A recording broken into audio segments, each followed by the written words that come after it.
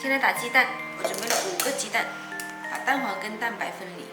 鸡蛋有放在冰箱冻过的话，容易打发。为什么我打蛋的时候蛋壳老是不两半呢？一半大一半小。你想要的是装蛋黄跟蛋白的盆一定要无水无油。那牛奶你要吗？哦，等一下试了给你看好了，你就等着的是吧？我说一个红，你告诉我，这样子摆，这样子怎么办？这样子摆。蛋黄里面来加入牛奶100克，先把蛋黄打散，再加入食用油40克，搅拌均匀，再来塞入低筋面粉。这里低筋面粉也是100克，这样塞进去的里面颗粒就容易搅拌。出去外面了，我哪里看到？那你不提醒我，再把它搅拌均匀，好看吧？以后你来做好吧？妈妈那是掉了。没关系，给它擦掉就好了。1块好了没有？5块好了呀。搅拌到这样无颗粒，这样顺滑就可以了，放一旁备用。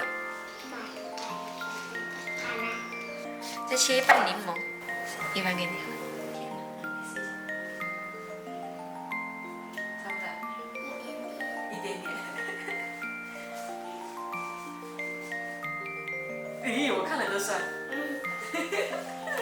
蛋白里面来加几滴柠檬汁，这样可以去腥。40个白糖分3次加入，先加一点，用打蛋器打发。打有2分钟，再加第2次白糖。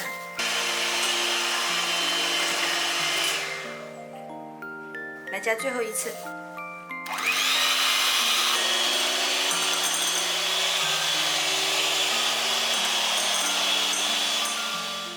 打到提起来有小三角就可以了。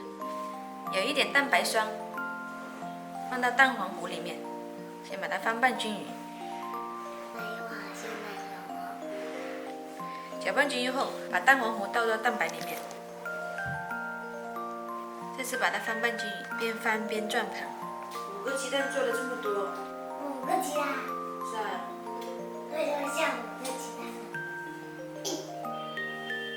妈妈起名字之前那里让了。啊，我敲到你了？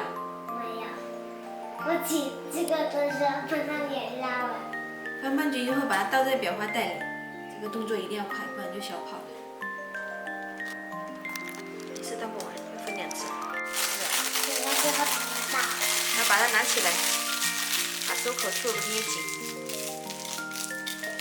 下面来剪个小洞，再把它挤到蛋糕模具里，9分满就可以了。全部装好，给它抖一下，这样平一点。现在可以放烤箱烤了，烤箱要提前预热，上下管150度，烤25分钟。小蛋糕已经好了，哇，好香啊！把它拿出来。烤的时候烤到最后几分钟要盯着点，每家的烤箱不一样，温度要自己调节。